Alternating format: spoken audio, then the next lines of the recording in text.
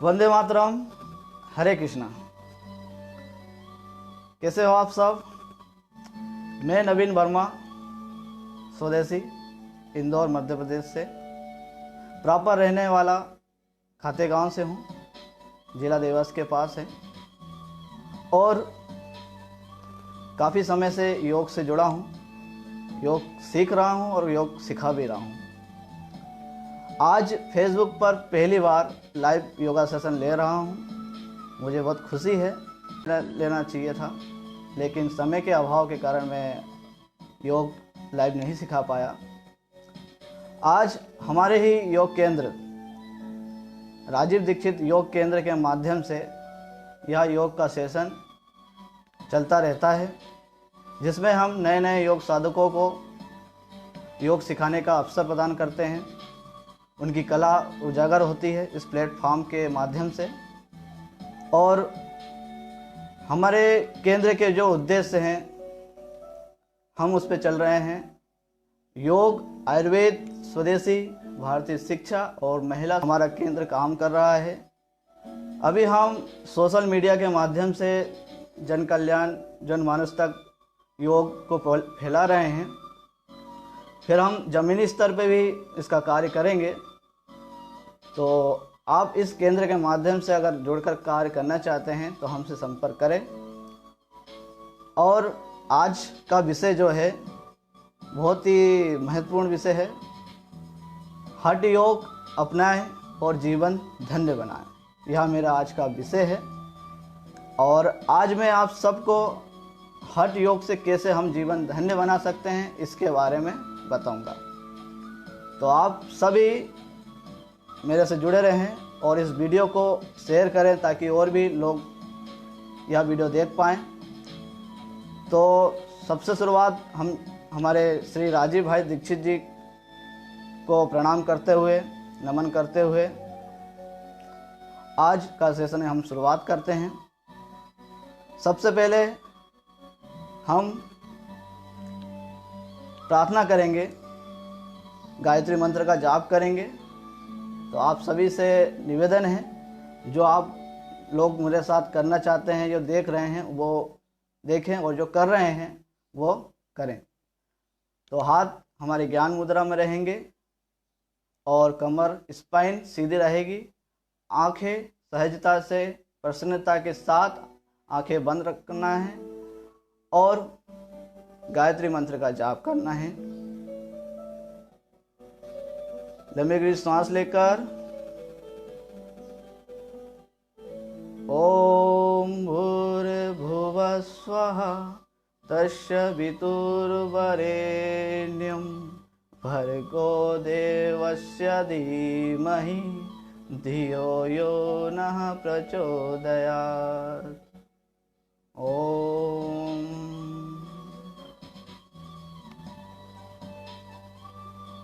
सभी को मेरा पुनः नमस्कार। आज मैं हठ योग के बारे में विस्तृत बताऊंगा। उसके आसन और हठ योग क्या है, उसके अर्थ क्या है और हठ योग की शुरुआत कैसे हुई है और हठ योग के ग्रंथ क्या क्या हैं, इनके विषय में आज मैं बताऊंगा। तो आज हम शुरुआत करते हैं। हठ योग शुरुआत कैसे हुई, हठ योग की शुरुआत कैसे हुई उसके बारे में बताना चाहूँगा। हठ योग भगवान शिव के द्वारा प्रतिपादित हुआ। भगवान शिव ने माता पार्वती को यह ज्ञान दिया। उसके बाद यह मत्स्येंद्रनाथ जी और योगी गोरखनाथ जी को यह ज्ञान प्राप्त हुआ। फिर यह गुरु शिष्य परंपरा अनुसार, नाथ योगी, हठ योगी के अनुसार आज तक हमारे समक्ष प्रस्तुत है। और इसमें हमारे गोरखनाथ जी के शिष्य स्वामी स्वात्माराम जी का भी सहयोग रहा। और काफ़ी हठ संप्रदाय के जैसे मीननाथ, चौरंगी नाथ और ऐसे नाथ योगियों ने हठ योग को हमारे समक्ष प्रस्तुत किया।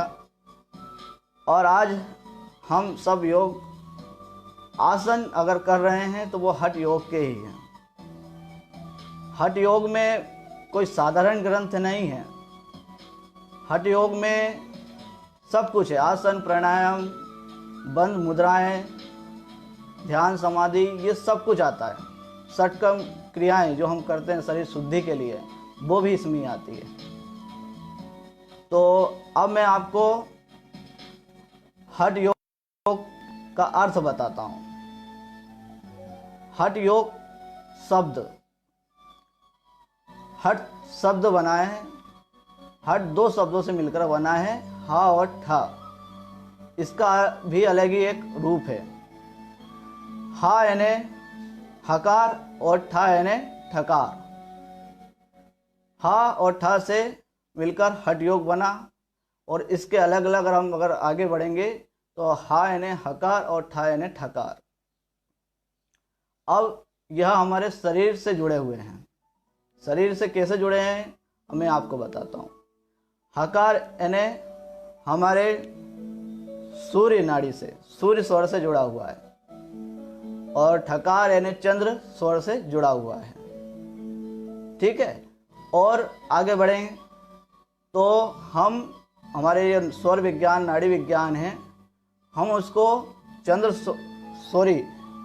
सूर्य स्वर को पिंगला नाड़ी और चंद्र स्वर को ईड़ा नाड़ी के नाम से हम जानते हैं। ठीक है।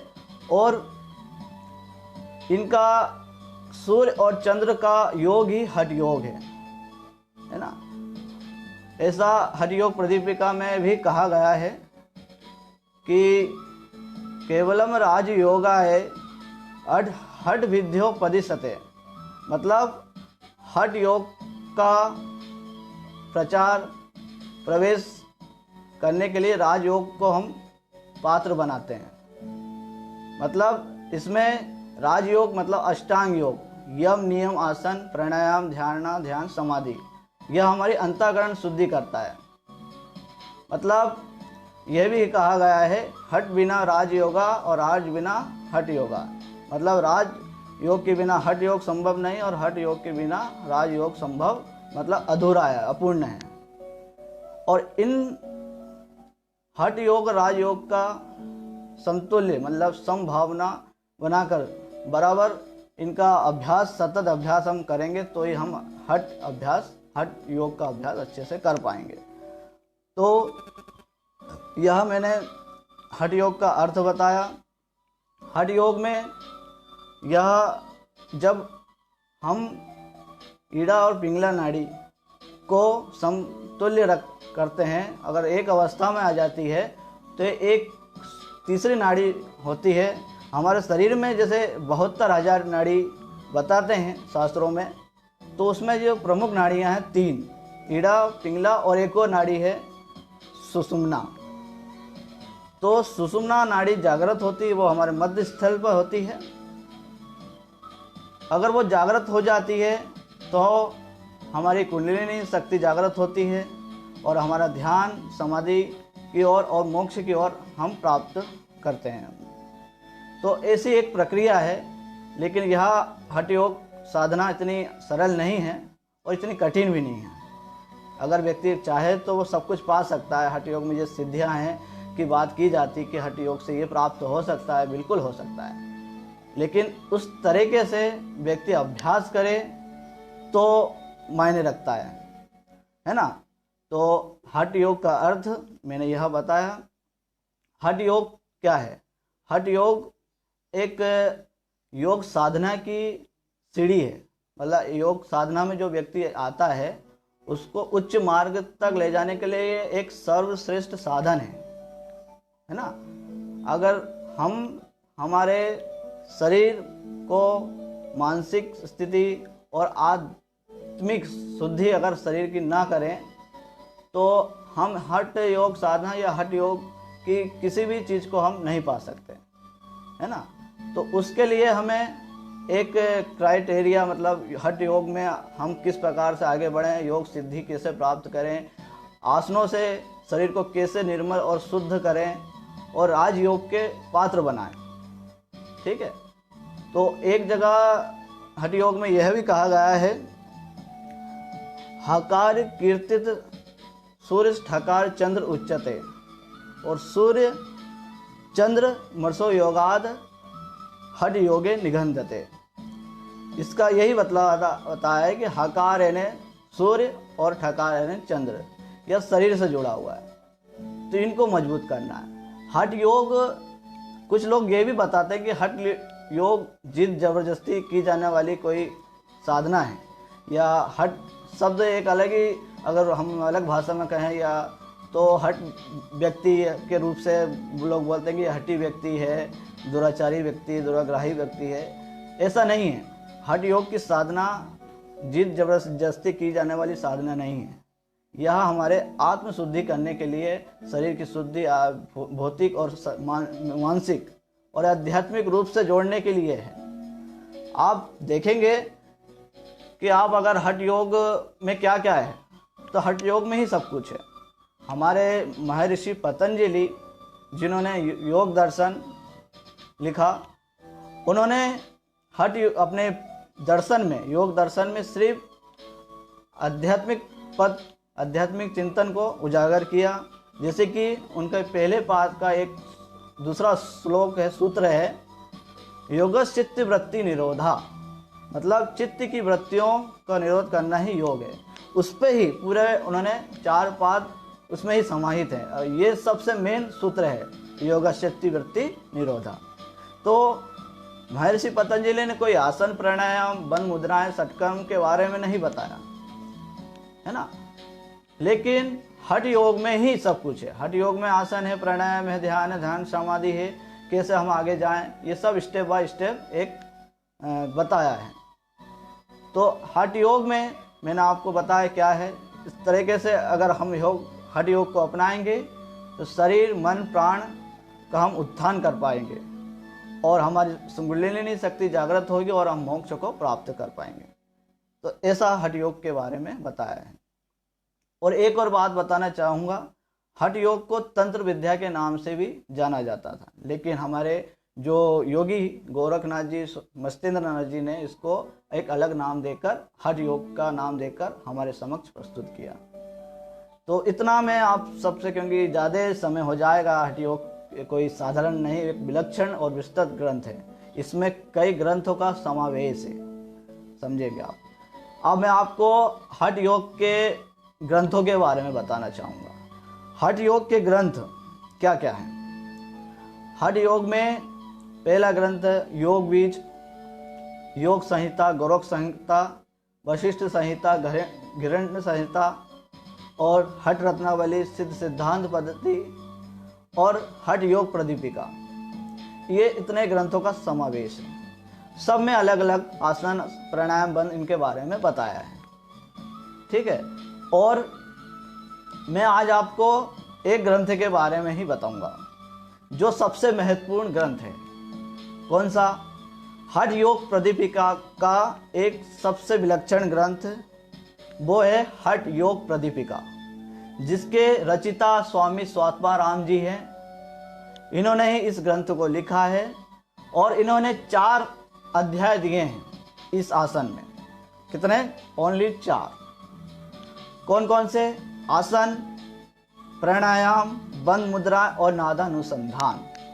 इनके बारे में इन्होंने यहाँ विस्तार चर्चा की है। और मैं आज आप सबको सिर्फ आसनों के बारे में बताऊंगा। हठ योग प्रदीपिका के 15 आसन हैं। उन 15 आसनों में से मैं आपको 5-6 आसन यहाँ आपको पूरे अलाइनमेंट के साथ, प्रोस्चर के साथ, बेनिफिट के साथ आपको यहाँ सिखाऊंगा। तो आप जुड़े रहें मेरे साथ इस योग सेशन में, जिसका विषय है हठ योग अपनाएं, जीवन धन्य बनाएं। तो बिल्कुल आपका जीवन धन्य बनेगा। मेरी यही आशा है कि यह वीडियो सिर्फ एक देखने के माध्यम से नहीं रह जाए। जो व्यक्ति देख रहा है वो सीखे और अपने जीवन में हठ योग के जो आसन हैं वो अपनाएं। और मैं जो आसन करवाऊंगा वो कुछ कम लाभकारी नहीं है, उनके आसनों के जो लाभ हैं बहुत ही है, ठीक है। तो वो आपके संपूर्ण स्वास्थ्य के लिए लाभकारी आसन सिद्ध होंगे, ये मेरा पूरा 100% मानना है। आपको ज़्यादा इंतज़ार करवाते ना हुए मैं हठ योग प्रदीपिका पे आता हूँ और उससे पहले उसके आसन, हठ योग प्रदीपिका के जो 15 आसन हैं उनके नाम बता देता हूँ, है ना। अब हठ योग प्रदीपिका के फर्स्ट आसन, जो पहला आसन है स्वस्तिक आसन है, उसके बाद है गोमुख आसन, वीर आसन, फिर है कुर्मासन, और फिर है कुक्कुट आसन, फिर है उत्तान कुर्मासन, और फिर है आपका धनुरासन, मस्तिंद्र आसन, मयूरासन, शवासन, पश्चिम उत्तानासन, सिद्धासन, पद्मासन, सिंहासन और भद्रासन। इस तरीके से मैंने आपको 15 आसन के नाम बताए, उनमें से ही मैं आपको 6 आसन करके बताऊंगा। तो आपका इंतज़ार मैं समझ रहा हूँगा, आप बिल्कुल चाह रहे हैं कि आप योग कराएंगे, तो मैं बिल्कुल अब योग कराता हूँ। तो उसके पहले थोड़ा एक्सरसाइज, ब्रीदिंग एक्सरसाइज कर लेते हैं, है ना, ताकि हमको दिक्कत ना आए आसन करने में और आप लोगों को भी नहीं आए। हम एक सिंपल एक्सरसाइज करेंगे, ब्रीदिंग एक्सरसाइज। हमारे दोनों हैंड राइट साइड रहेंगे, मुट्ठियाँ बंदी रहेगी, अंगूठा बाहर रहेगा। अब क्या करना है, एक्सहेल करते हुए ऊपर हाथ ले जाना है और इनहेल करते हुए नीचे लाना है। वो सॉरी, इनहेल करते हुए ऊपर और एक्सहेल करते हुए नीचे आना है।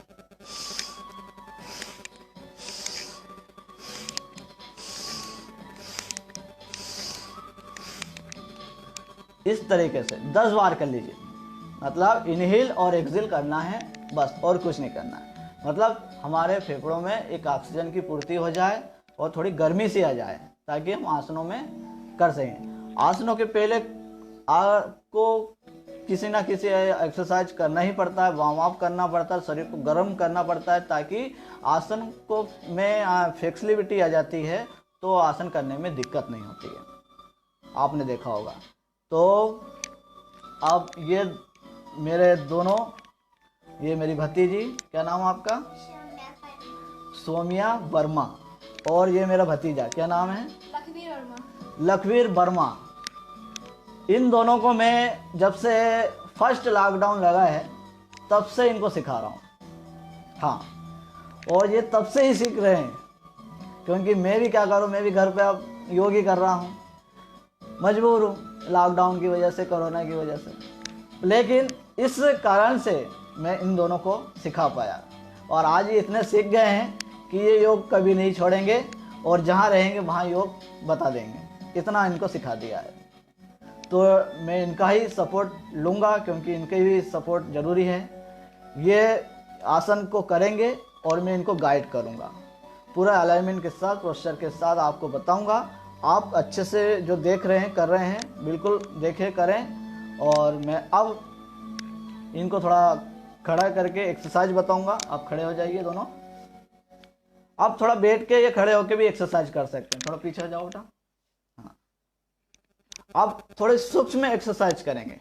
दोनों हाथ आगे, up down, up down, up down, up down.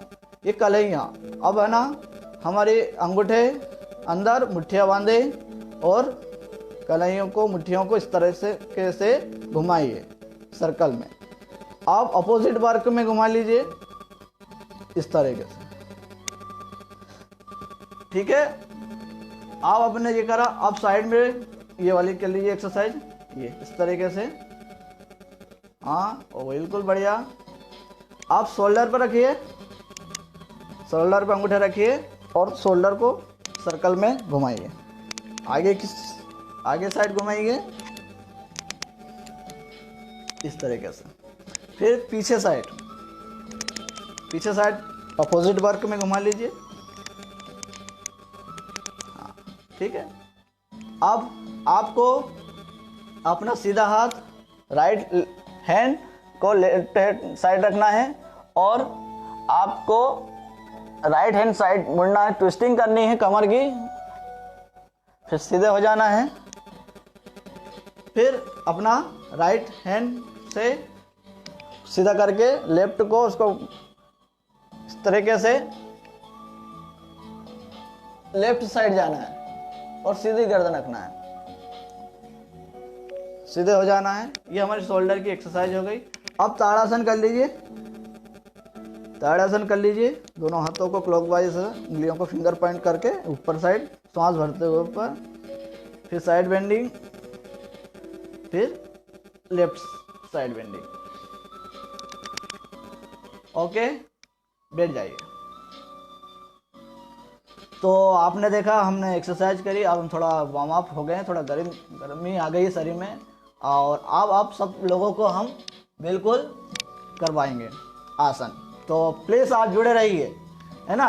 तो हम बिल्कुल अब इंतज़ार की घड़ी अब आपकी समाप्त होती है और हम भी अब शुरुआत करते हैं। अब सबसे पहले हम आज गोमुख आसन से शुरुआत करेंगे। तो गोमुख आसन के लिए मैं अपने भतीजे का सपोर्ट करूंगा।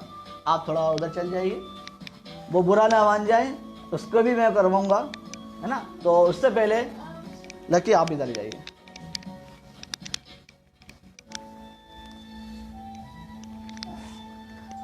आपको दिख रहा है पूरा। आपका जो भी प्रश्न है योग संबंधित, आप कमेंट बॉक्स में ज़रूर करें। मैं आपको सेशन के बाद जवाब ज़रूर दूंगा, लेकिन अभी मैं डिस्टर्बेंस ना हो इसलिए मैं आसन पे ध्यान दे रहा हूँ। तो आसन रहेगा फर्स्ट आसन।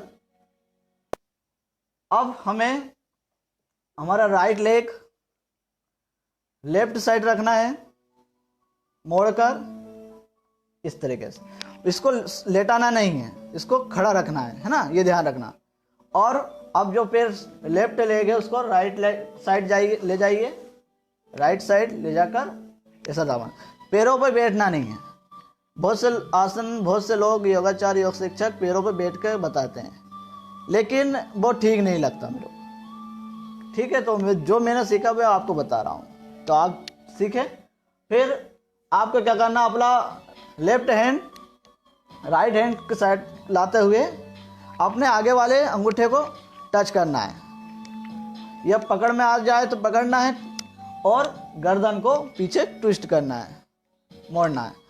और इसमें ध्यान रखना, आपका हाथ जमीन पर लग रहा है तो जमीन पर लगाएं, और या फिर चेक कमर साइड लगाएं।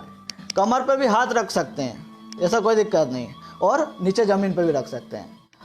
जो ओवरवेट है, जिनका वजन ज़्यादा है, वो उनको ज़मीन पर पीछे हाथ रख लेना चाहिए, ताकि वजन आपका लोड नहीं आए और आप घिरे नहीं, इसलिए।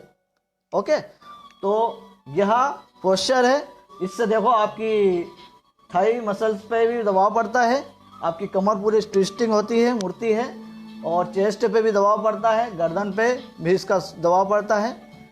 ठीक है, तो वापिस आइए। हाँ, कमर, हाथ, स्लोली धीरे आना है, जैसे हम गए थे वैसे ही हमको वापस भी आना है, और इसमें जल्दबाजी मत करना, ये ध्यान रखना। ठीक है, यह एक साइड रहा, वन साइड। इसको दोनों साइड करना बहुत ही ज़रूरी है। अगर आप एक साइड ही करेंगे रोज़, तो आपको एक साइड आपकी कमर दर्द करने लग जाएगी। समझ रहे हैं आप? दोनों साइड इसलिए ज़रूरी है कि दोनों साइड की जो एक्सरसाइज आपने आसन करा, वो दोनों साइड कमर आपको दर्द नहीं करेगी। समझे आप? तो बिल्कुल आप इस आसन को दूसरी साइड भी हम आपको करके बताएंगे। दूसरी साइड करिए। अब आपका जो पैर को चेंजेस करना है और कुछ नहीं करना। फिर दूसरा पैर, हाँ, अब आपका हैंड वैसे ही आएगा जैसे आपने फर्स्ट राउंड में करा था। गर्दन को पीछे ज़मीन पर हाथ रखें, हाथों को और इस पे कमर सीधी रखना है और कमर झुका के नहीं रखना, ये ध्यान रखना। तो गर्दन और चेस्ट पे इस प्रकार से अपनी चीन आ जानी चाहिए, यूँ, है ना। गर्दन की भी पूरी फ्लेक्सिबिलिटी बढ़ती है। क्या आप देख रहे हैं जी, थाई मसल्स पे दबाव पड़ रहा है, कमर पे भी जोर आ रहा है, हमारे लीवर किडनी पे भी इसकी मसाज होती है इस आसन से। तो वापिस आइए, हाँ, धीरे धीरे वापिस आ जाना है। अब आपने देखा यह गोमुख आसन। गोमुख आसन के लाभ, बेनिफिट। यह आसन हमारे पाचन तंत्र को मजबूत करता है। हमारी जो आते हैं स्मॉल इंटेस्टाइन, लार्ज इंटेस्टाइन, और हमारे लीवर किडनी की भी मसाज करता है ना।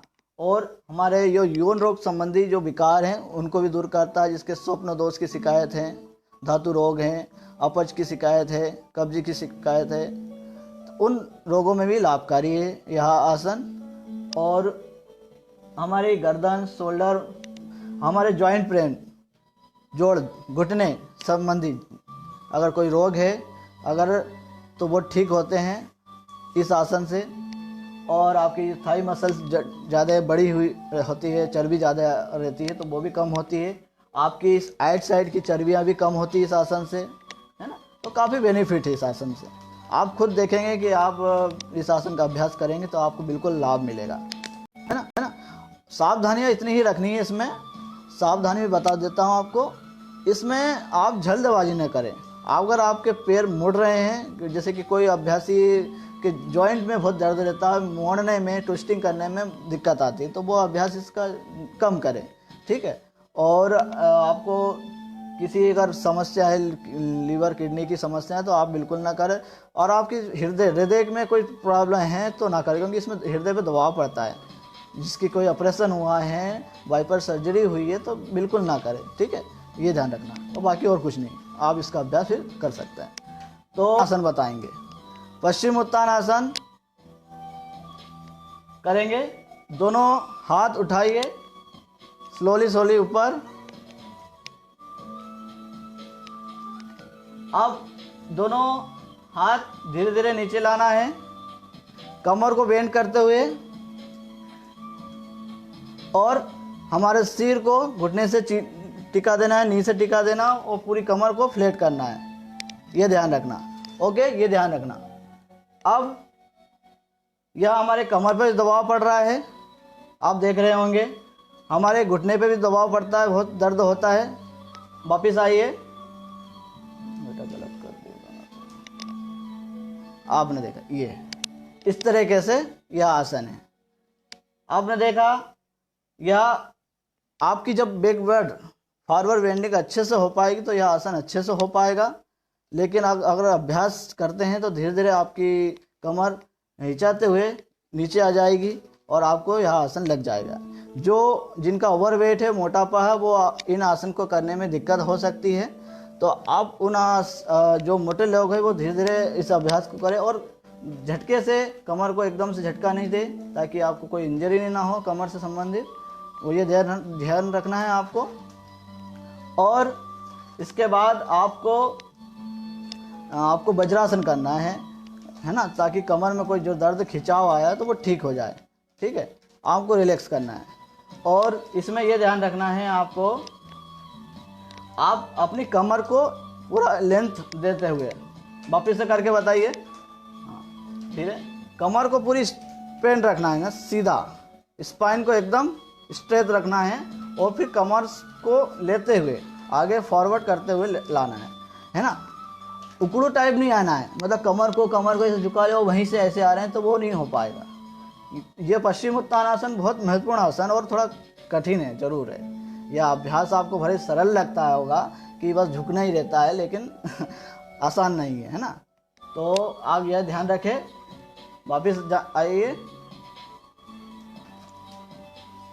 हाँ, थोड़ा तिरछे हो जाओ बेटा, तिरछे हो जाओ, हाँ, ये ध्यान रखना। और इतना ही आपको करना है।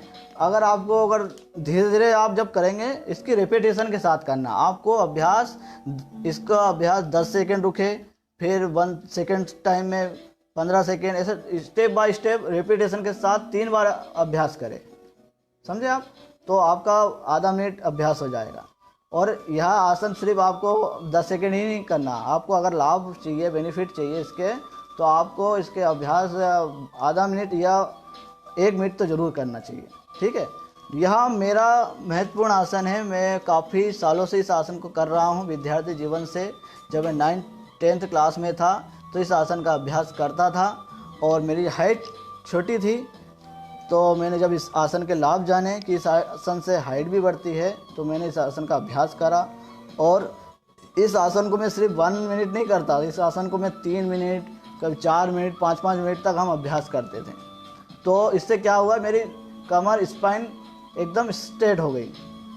आज मैं किसी के समक्ष बैठता हूँ तो मेरी कमर एकदम सीधी रहती है और मैं बराबर उनके जैसा लगता हूँ। अगर वो स्थिति ऐसी है कि आनुवांशिक स्थिति के कारण मेरी हाइट बढ़ नहीं पाई, वो मेरी प्रॉब्लम है। लेकिन मैंने योग इसलिए आगे सीखा क्योंकि मुझे बेनिफिट लगा, क्योंकि योग व्यक्ति क्यों सीखता है, जब उसको लाभ पहुंचता है, कुछ ना कुछ उसको परिवर्तन होता है। तो यह आसन बिल्कुल आपके शरीर के लिए पूर्ण परिवर्तन करने के लिए है। इस आसन से काफ़ी लाभ हैं।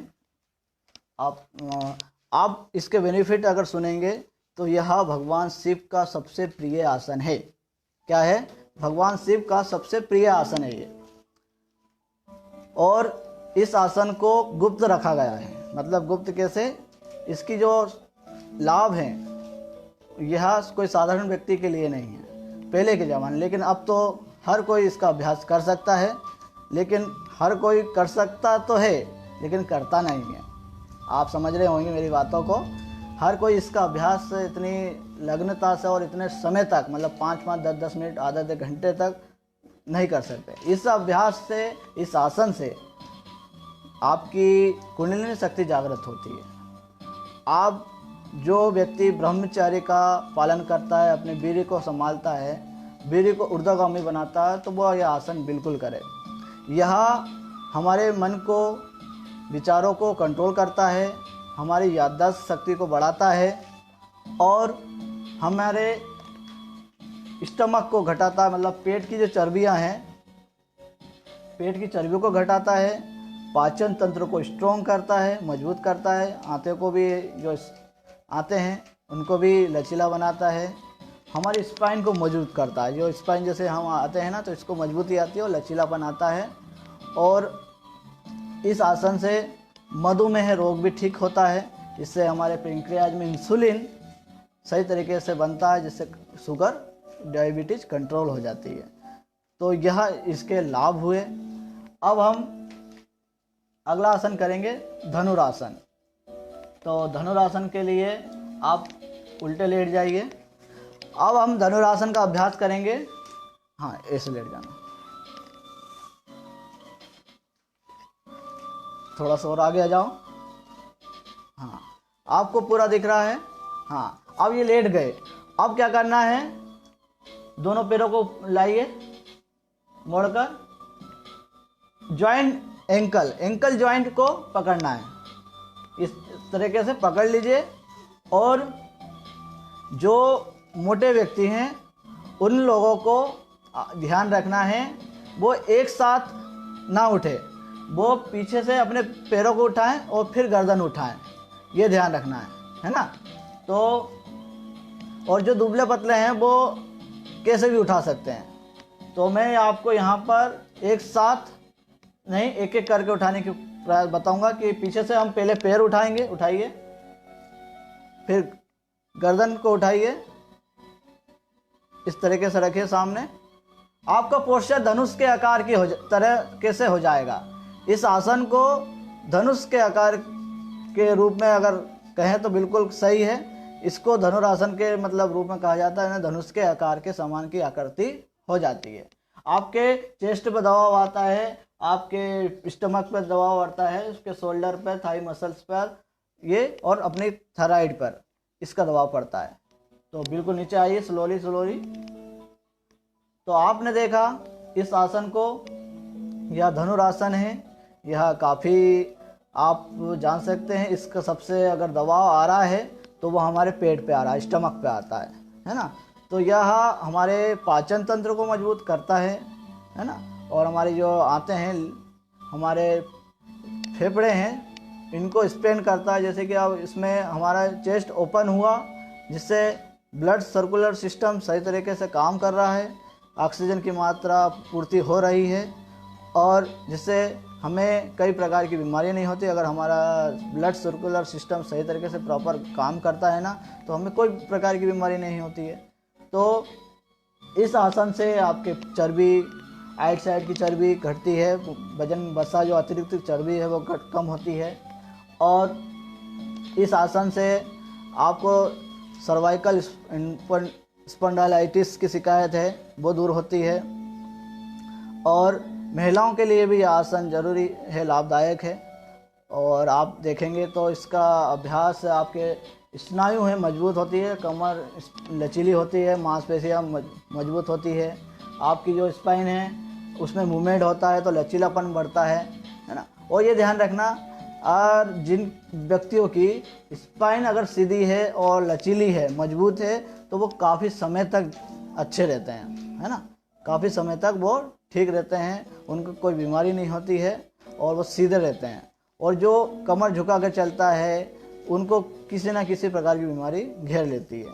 तो आपने देखा यह धनुरासन, यह आसन में सावधानी यह रखनी है, अगर आपको अल्सर की समस्या है, हर्निया की प्रॉब्लम है, अपेंडिक्स की शिकायत है, तो यह आसन ना करें।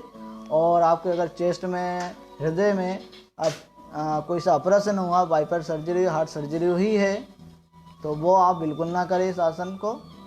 और बाकी आप कर सकते हैं इस आसन का अभ्यास। तो आपने देखा यह धनुरासन। अब हम बैठे हो जाइए।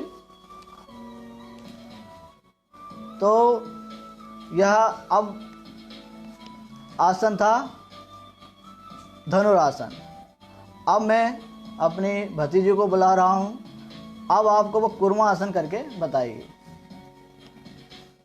आइए कुर्मा आसन करेंगे हम। ये मेरी भतीजी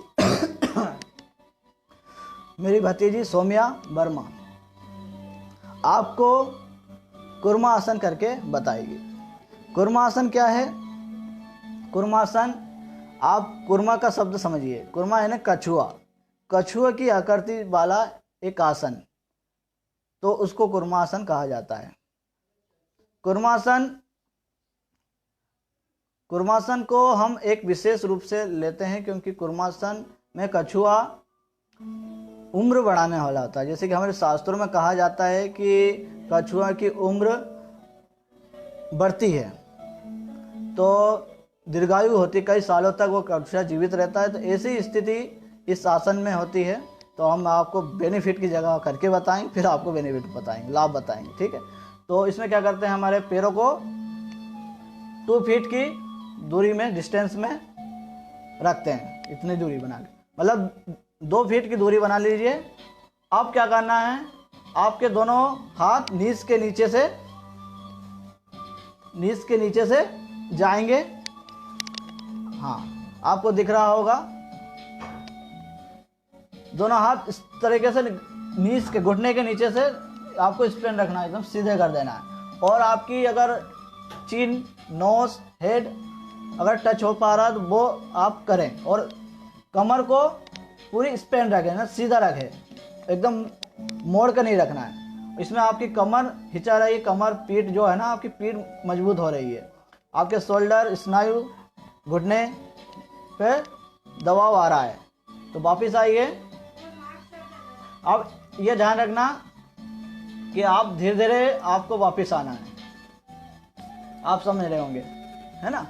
धीरे धीरे कैसे, आपको एक हाथ लाना है, फिर दूसरा हाथ लाना है।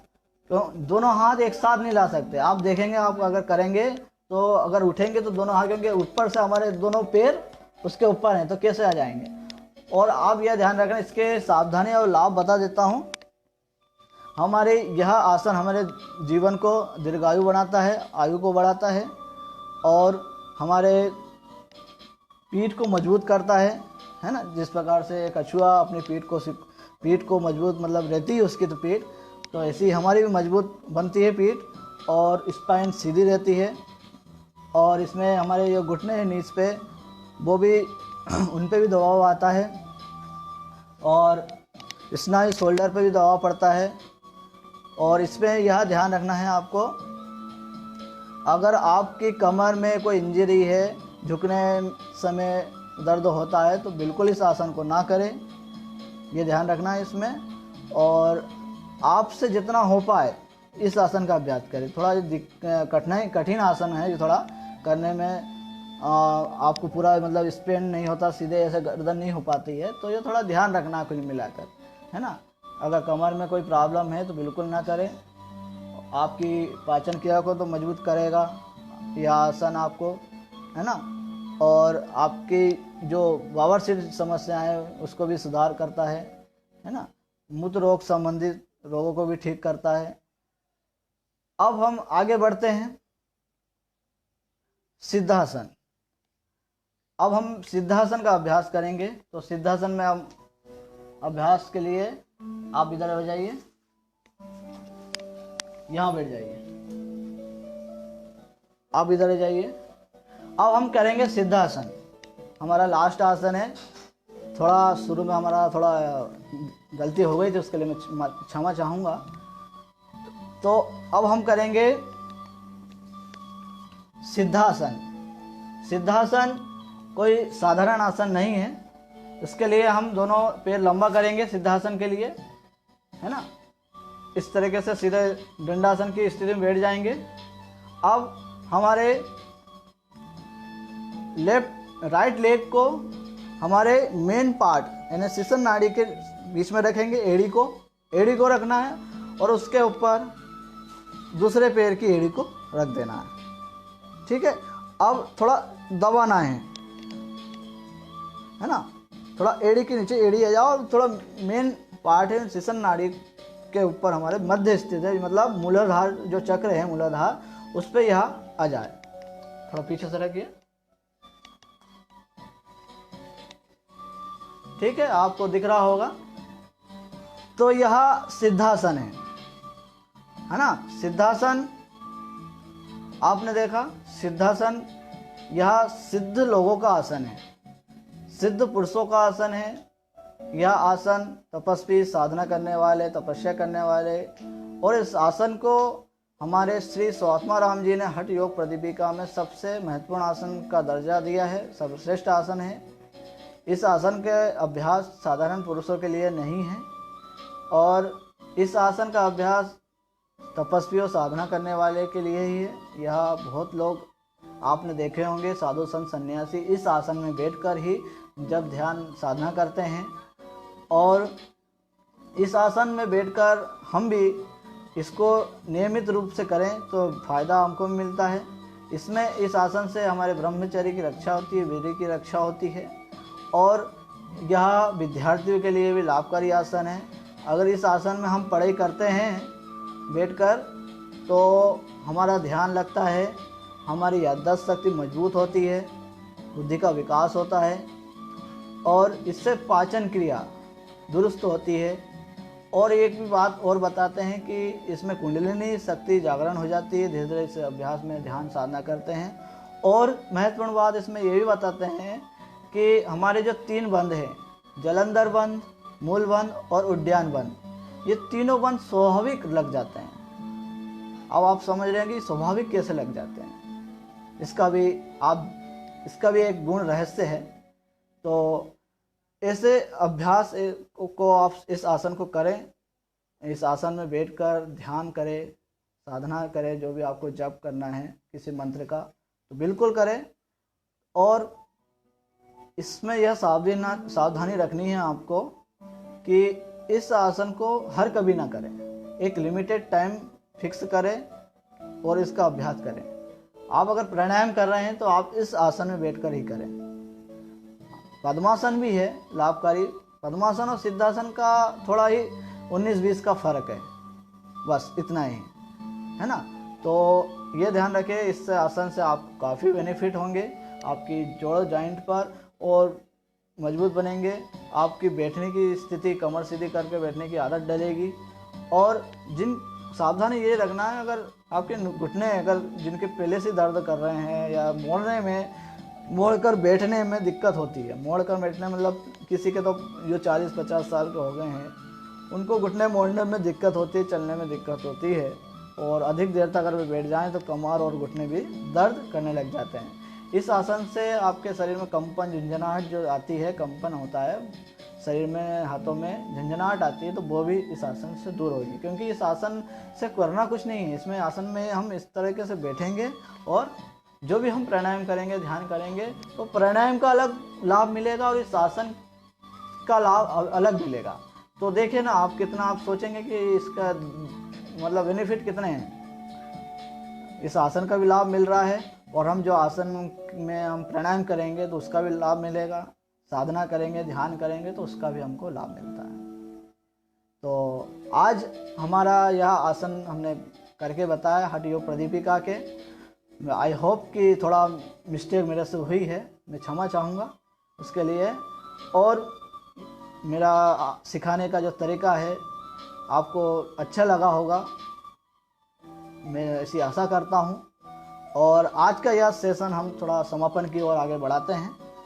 तो उसके पहले मैं कुछ बातें बताना चाहूँगा हमारे योग से संबंधित योग विषय के बारे में। योग हर व्यक्ति के लिए ज़रूरी सा हो गया है। बहुत से लोग कहते हैं कि हम सोचते हैं तो हमें योग की ज़रूरत नहीं है। उनका यह गलत मानना है कि योग हर व्यक्ति के लिए ज़रूरी नहीं है।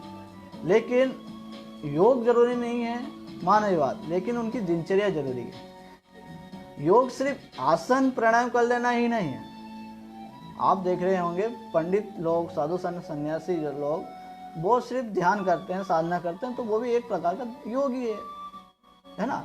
तो वो अपने शरीर को फिट रखने के लिए कुछ तो कर रहे हैं, है ना। तो मैं तो यही कहता हूँ लोगों से, आप योग भले ना करें, लेकिन आप अपने शरीर के लिए आधे घंटा और 1 घंटे का समय जरूर दें, ताकि आप फिट रहेंगे तो आप अपने परिवार को, समाज को फिट कर पाएंगे, स्वस्थ कर पाएंगे, निरोगी रख पाएंगे।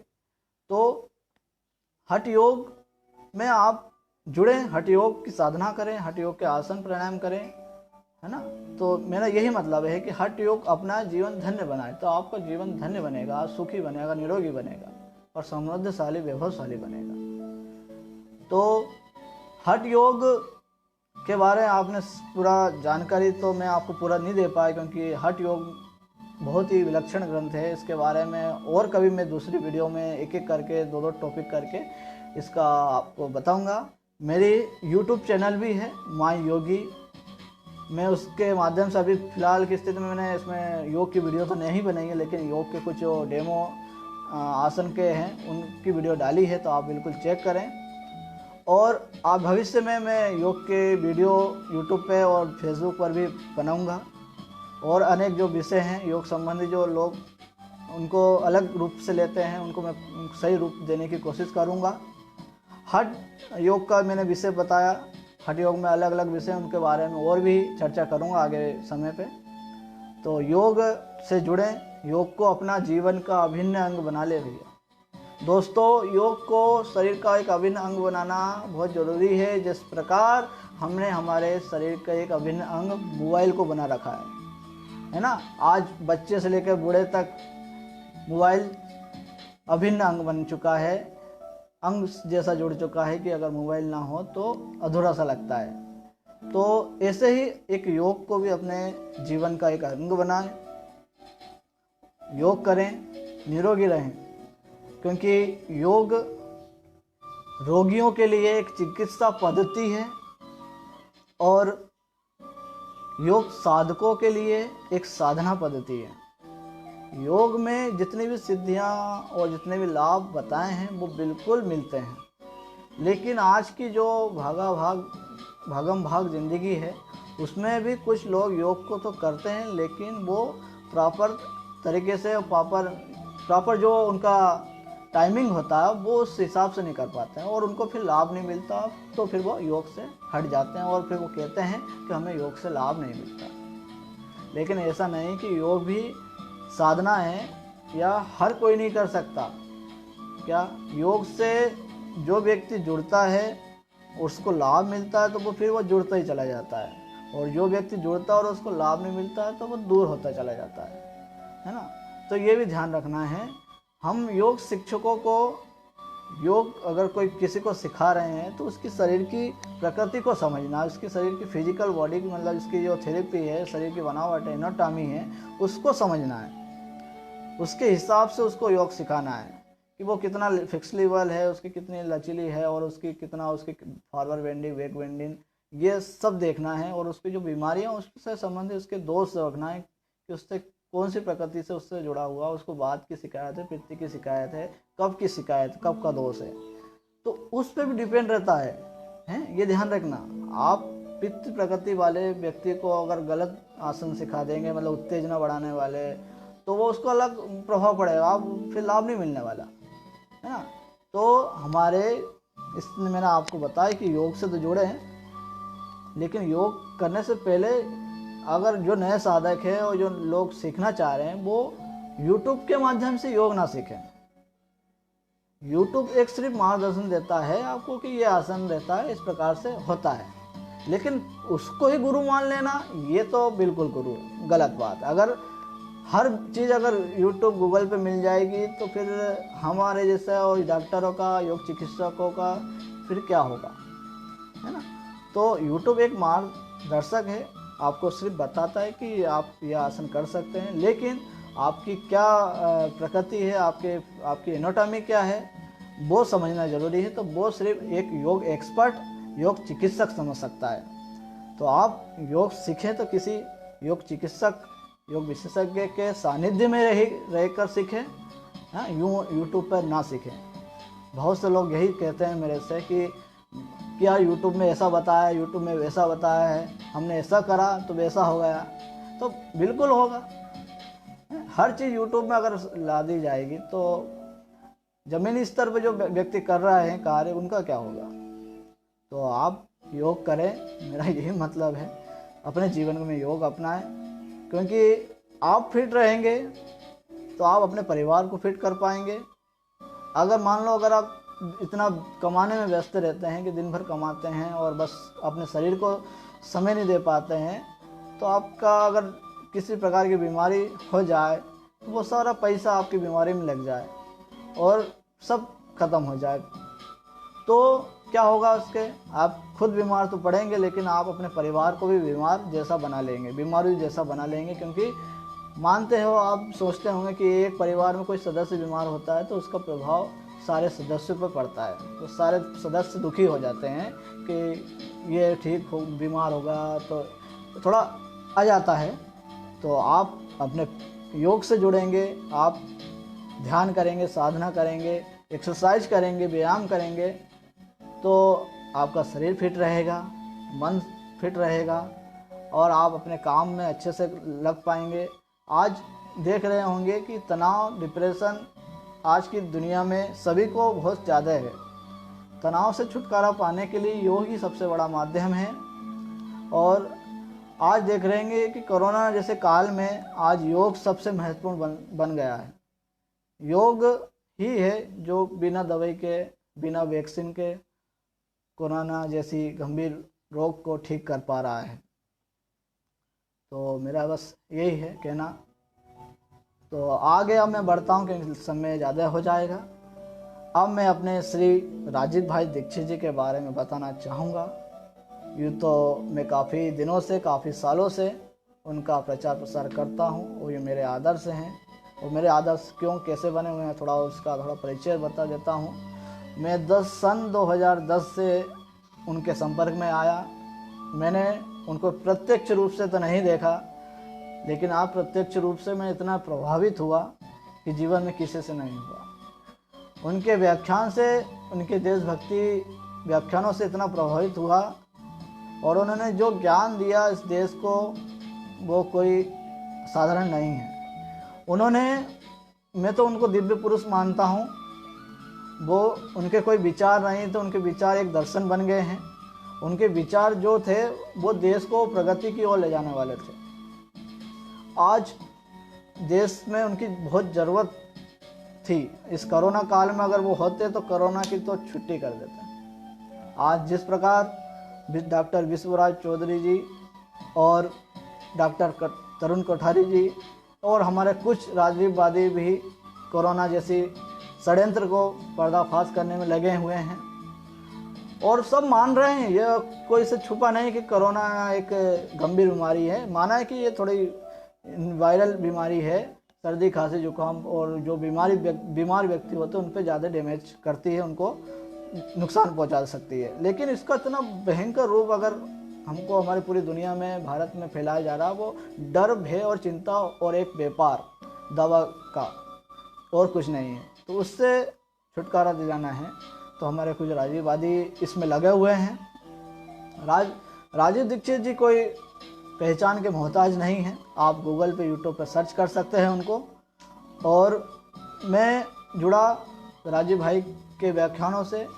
उनके देशभक्ति जो ज्वलंत प्रश्न थे वो मुझे और कहीं नहीं मिले। उनकी देश की जो समस्या उन्होंने बताई वो कहीं भी मेरे को किसी भी व्याख्यान, किसी भी व्यक्ति के व्याख्यानों में नहीं मिलती हुई। और उनकी वाणी में इतना जोर, इतना प्रतिभा थी कि वो कोई भी व्यक्ति उनको सुनता तो मंत्रमुग्ध होकर रह जाता। वो काफ़ी समय से आज़ादी बचाओ आंदोलन में उन्होंने काम किया और जन जागरण पूरे देश में उन्होंने कई भ्रमण किए और कई लोगों को ठीक किया। स्वाइन फ्लू जैसी बीमारियों को पर्दाफाश किया और अनेक, वो तो मतलब एक चीज़ के ज्ञाता नहीं, मतलब वो कहें तो आयुर्वेद के, नीति शास्त्रों के और अपने चिकित्सा के, वो मतलब कानून के नियम सब, अर्थशास्त्र सभी के ज्ञाता हैं। ऐसी कोई समस्या नहीं कि जिसका समाधान राजीव दीक्षित के पास नहीं था। और उन्होंने अपने समाधान अपने व्याख्यानों में दिए और आखिरी समय तक इस देश के लिए उन्होंने अपने प्राण निछावर किए। और आखिरी समय में भी उनको जो समस्या आई थी, लेकिन उन्होंने मेडिकल की कोई गोली नहीं ली, उन्होंने आयुर्वेद का ही ट्रीटमेंट करवाया। और भगवान ने ऐसे कोहिनूर जैसे हीरे को हमसे जुदा कर दिया। थोड़ा दुख होता है क्योंकि हम वो लोग हैं जिनने राजीव भाई को नहीं देखा, लेकिन राजीव भाई के विचारों को इस कदर फैलाने में लगे हैं, क्योंकि सच्ची श्रद्धांजलि उनको तभी मिलेगी जब उनके विचार हर एक व्यक्ति तक पहुंच जाएंगे। आज बहुत से लोग उनकी मृत्यु पर सवाल उठाते हैं कि आप लोग मृत्यु पर कुछ नहीं बोलते, आप लोग उनका सीबीआई जांच करवाइए। वो भी चल रहा है, करने वाले वो भी कर रहे हैं, लेकिन उससे कुछ फ़ायदा नहीं है। फ़ायदा तो तब है कि जो उनके विचार थे स्वदेशी के, व्यवस्था परिवर्तन के, वो धीरे धीरे सब लोगों में पहुँचे। एक जन जागृति आज देश के लोगों में, परिवर्तन आ जाएगा। जब लोग समझ जाएंगे तो अपने आप धीरे धीरे परिवर्तन हो जाएगा। लोग स्वदेशी की ओर आगे आ ही रहे हैं। आज आपने देखा होगा कोरोना जैसे काल में प्रधानमंत्री, सम्माननीय प्रधानमंत्री जी ने स्वदेशी का शब्द नहीं बोला, लेकिन आत्मनिर्भर शब्द बोलकर स्वदेशी का ही आग्रह किया। स्वदेशी शब्द मैं अपने नाम के आगे स्वदेशी शब्द इसलिए लगाता हूँ कि स्वदेशी मतलब आप स्वदेशी से जुड़िए। एक स्वदेशी शब्द से आप स्वदेशी का एहसास, फीलिंग जागती है।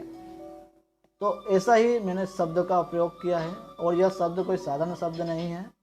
आप स्वदेशी मतलब ऐसा श्री राजीव भाई बताते थे कि स्वदेशी शक्ति को प्राप्त कर सकते हैं। विकासशील देश, विकसित देशों में शुमार हो सकते हैं। एक सोने की चिड़िया जो हमारे क्रांतिकारियों ने सोची थी वो हम प्राप्त कर सकते हैं। तो इतना ही मैं राजीव भाई से को प्रणाम करते हुए, और आप सब ने मुझे देखा,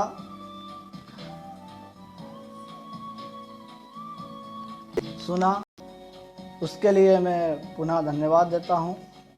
और अगर मुझसे कुछ गलती हुई हो तो मुझे क्षमा करना। और मैं यही कहना चाहूँगा, स्वदेशी अपनाइए। जीवन में बहुत सी उतार चढ़ाव आएंगे, लेकिन आप स्वदेशी बने, उपयोगी बने और अपने जीवन में योग को अपनाएं, निरोगी और स्वस्थ रहें। बहुत सी उतार चढ़ाव आएंगे, लेकिन विदेशियों पर निर्भर नहीं होना है। आप स्वदेशी बने, उपयोगी बने और अपने जीवन में योग को अपनाएं, निरोगी और स्वस्थ रहें। इसी कामना के साथ आज का यह सेशन मैं समाप्त करता हूं। उससे पहले हम कल्याण मंत्र बोलेंगे। आंखें बंद, स्पाइन सीधी। सर्वे भवन्तु सुखिनः, सर्वे सन्तु निरामयाः, सर्वे भद्राणि पश्यन्तु, मा कश्चित् दुःखभाग् भवेत्। ओम शांति शांति शांति। दोनों हाथों को आपस में रगड़े, आंखों पे लगाइए। तो आप सबसे विदा लेता हूँ। फिर कभी इस फेसबुक पेज के माध्यम से पुनः आऊँगा और कोई नया विषय लेकर। और तब तक के लिए आप सभी को पुनः वंदे मातरम, हरे कृष्णा।